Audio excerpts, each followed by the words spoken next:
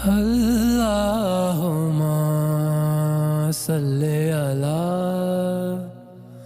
حضرت عبداللہ بن عمر رضی اللہ تعالیٰ عنہما سے روایت ہے کہ ایک مرتبہ ایک آدمی نے مسجد میں کھڑے ہو کر عرض کیا، یا رسول اللہ صلی اللہ علیہ وآلہ وسلم، آپ صلی اللہ علیہ وآلہ وسلم ہمیں کس جگہ سے احرام باندھنے کا حکم دیتے ہیں؟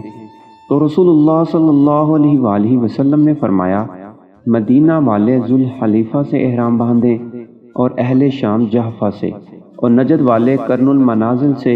ابن عمر رضی اللہ تعالی عنہما نے فرمایا کہ لوگوں کا خیال ہے کہ رسول اللہ صلی اللہ علیہ وآلہ وسلم نے فرمایا کہ یمن والے یلملم سے احرام باندھیں، اور ابن عمر رضی اللہ تعالی عنہما کہا کرتے تھے کہ مجھے یہ آخری جملہ رسول اللہ صلی اللہ علیہ وآلہ وسلم سے یاد نہیں۔